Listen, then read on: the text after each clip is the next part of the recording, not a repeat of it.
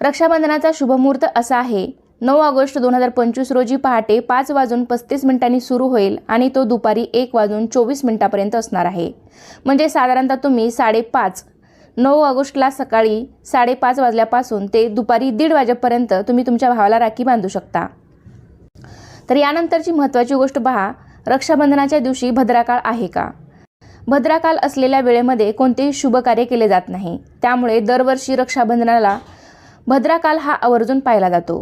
पंचांगानुसार यंदाचा भद्राकाळ हा 8 ऑगस्ट रोजी दुपारी 2:12 सुरू होणार असून तो 9 ऑगस्ट रोजी मध्यरात्री 1:52 संपणार आहे। त्यामुळे रक्षाबंधनावर यावर्षी भद्राची छायाही नसणार आहे, तर त्यामुळे बिनधास्त तुम्ही आपल्या भावाला राखी बांधू शकता।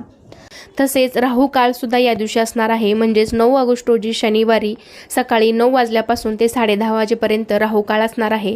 तर आपल्याकडे आपल्या शास्त्रामध्ये असं सांगितलं जातं की भद्राकाळ आणि राहू काळ वगळून आपण आपल्या भावाला शुभ मुहूर्तावरच राखी बांधावी। तर आतापर्यंत मी तुम्हाला जे मुहूर्त सांगितलेला आहे, शुभ मुहूर्त सांगितलेले आहेत, तर त्या मुहूर्तावरच तुम्ही तुमच्या भावाला राखी बांधायची आहे।